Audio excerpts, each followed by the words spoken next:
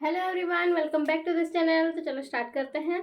Start करने से पहले हम थोड़े पिछले क्लास में हमने क्या जाना था उसके बारे में देख लेते हैं, ठीक है। पिछले क्लास में हम लोगों ने पोलिनोमियल के बारे में बहुत सारे वीडियो में देखा है। उसके बाद हम स्पेसिफिकली लास्ट क्लास में जीरो ऑफ ए पोलिनोमियल में हम जीरो कैसे निकालेंगे उसको हमने देखा है, ठीक है। तो आज हम क्या करेंगे ना, आज हम पढ़ेंगे फैक्टराइजेशन ऑफ ए पोलिनोमियल, ठीक है।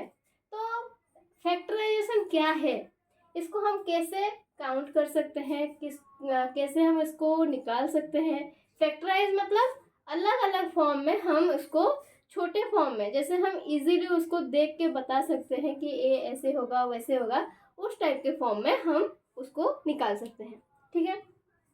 बुक्स में बहुत सारे इधर उधर करके दिए हुए हैं, तो मैं बुक्स वाला आप लोगों को नहीं दिखा रही हूँ, ठीक है। मैं फैक्टराइजेशन एक्चुअल में सभी स्टूडेंट्स कैसे करते हैं, सभी टीचर्स कैसे बताते हैं, उसको मैं आपको बताती हूँ, क्योंकि वो सब बहुत इजी तरीका है और ये सब तुम बहुत आसानी से कर भी सकते हो, ठीक है।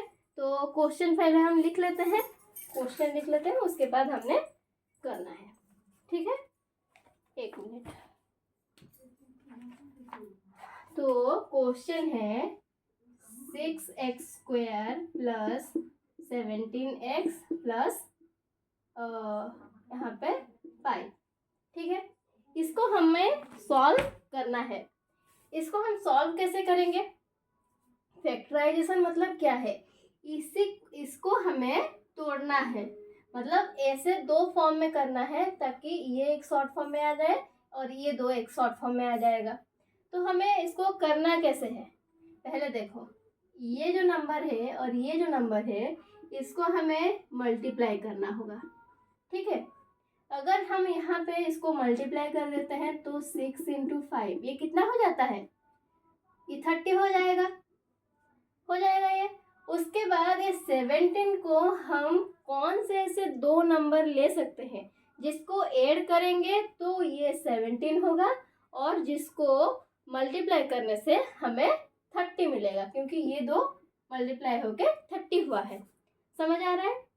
और एक बार देखो, ये जो नंबर है और ये जो नंबर है, इस दोनों को हमें कैलकुलेट मतलब मल्टीप्लाई करना है। मल्टीप्लाई जितना आएगा हमें इसको बस याद रखना है। मैं तुम लोग को अभी समझाने के लिए एक कर दे रही हूँ, बस इसको याद रखना है। और एक टर्म हमें निकालना है, ये जो 17 है, 17 को और कौन दो नंबर हम ले सकते हैं जिसको ऐड करने से हमें आंसर 17 मिलेगा और जिसको मल्टीप्लाई करने से हमें आंसर 30 मिलेगा, ठीक है। बात समझ आ रहा है? अभी देखो 17 जो है, 17 को हम 2 + 15 ऐसे लिख सकते हैं। हम 17 को और भी बहुत प्रकार से लिख सकते हैं, मतलब 10 × 7 लिख सकते हैं और 14 × 3 लिख सकते हैं। पर अगर हम इन दोनों को 10 × 7 जो लिखा, सॉरी 10 + 7 जो लिखा या फिर 14 + 3 जो लिखा, अगर इसको हम मल्टीप्लाई करेंगे तो ये वाला आ जा रहा है हमारा 17। इसी प्रकार से ये भी कुछ और निकलेगा, मतलब ये हमारा मैच नहीं कर रहा है। पर यहाँ पे देखो 2 + 15 है, अगर ये हम दोनों को मल्टीप्लाई कर देते हैं इन दोनों को तो हमें आंसर कितना आ जाएगा, 30 आ जाएगा। तो हमें हमारा जो कंडीशन है उसको हम यहाँ पे यही दो नंबर ही सेटिस्फाई कर रहे हैं, क्योंकि देखो 17 जो एक मतलब दो नंबर ऐसे ले रहे हैं हम जो कि प्लस करने से 17 हो रहा है और मल्टीप्लाई करने से 30 हो रहा है। यही इन्हीं दो नंबर को तुम लोगों को लेना है, मतलब ऐसे ही नंबर तुम लोगों को निकालना है, ठीक है। अगर यहाँ पे हम देखो, हम यहाँ पे फैक्टराइज कर देते हैं, मतलब अलग अलग फॉर्म में लिख लेते हैं। 6x² प्लस यहाँ पे 17x प्लस 5x है, तो यहाँ पे 2 + 15 हमने लिख लिया, यहाँ पे x हो गया प्लस 5। यहाँ पे और कैसे होगा, 6x² plus 2x plus 15x plus 5, ठीक है। ऐसे आ गया हमारा, ऐसे अगर आ गया, यहाँ पे x अगर हम कॉमन ले लेते हैं, ठीक है, या फिर 2x अगर हम कॉमन ले लेते हैं, 2x अगर हम कॉमन ले लिए तो यहाँ पे कितना आ जाएगा, 3x प्लस 1 आ जाएगा हमारा। यहाँ पे अगर हमने कितना, हम अगर यहाँ पे हम 5 कॉमन ले लेते हैं तो यहाँ पे हमारा 3x प्लस 1 आ जाएगा हमारा। आ गया इतना, अगर इतना आ गया तो फिर यहाँ पे कितना हो जाएगा, वरना 3x प्लस 1 एक हो गया और 2x प्लस 5 एक हो गया। मतलब बात समझ आ रहा है कैसे हम फैक्टराइज करेंगे? फैक्टराइज हम ऐसे ही करते हैं, ठीक है। ये वाला क्वेश्चन एक आप लोग को समझ आ गया, तो उसके बाद और एक क्वेश्चन हम लेके करते हैं, ठीक है।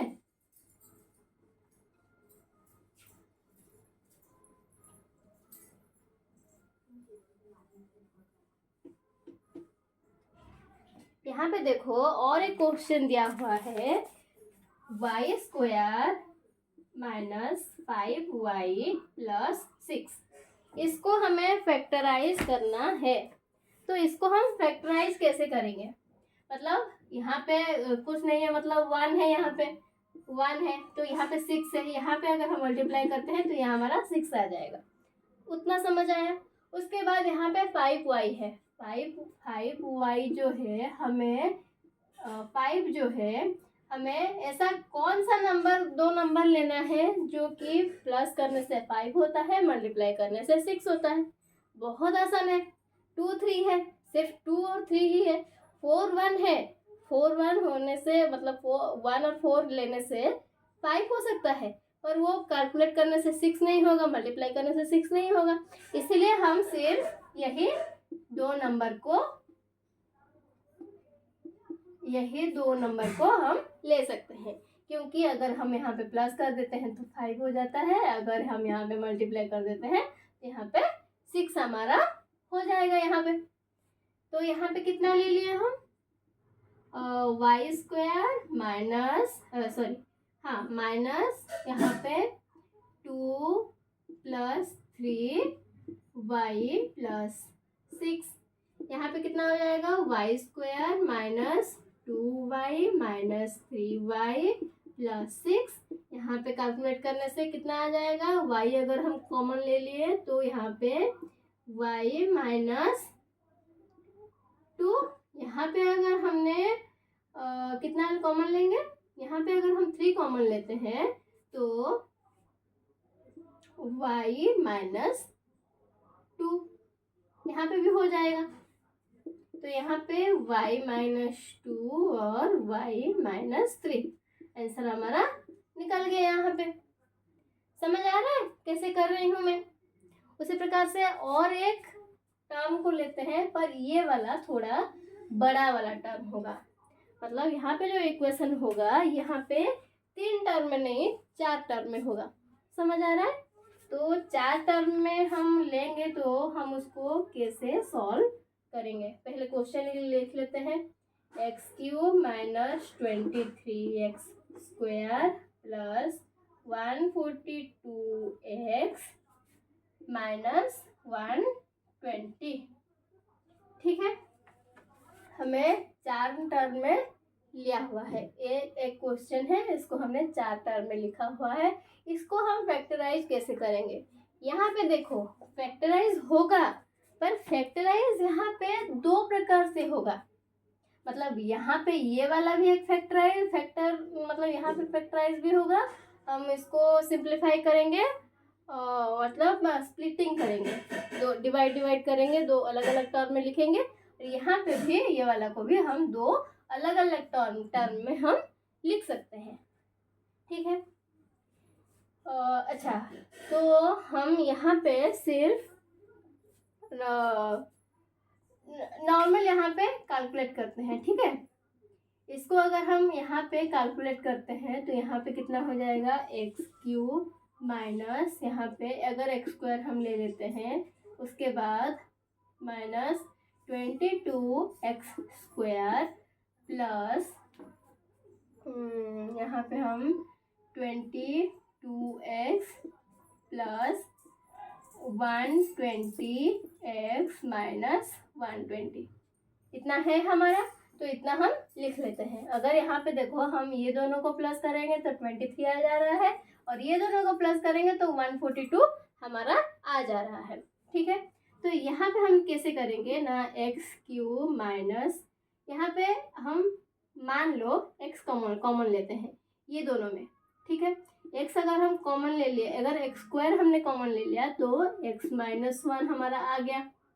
ठीक है, अगर यहाँ पे हमने 22x हमने कॉमन ले लिया तो x प्लस 1, नहीं यहाँ पे माइनस हो जाएगा, क्योंकि माइनस अगर माइनस में मल्टीप्लाई होगा तो जाके यहाँ पे प्लस होगा, तो x माइनस 1 यहाँ पे हो गया।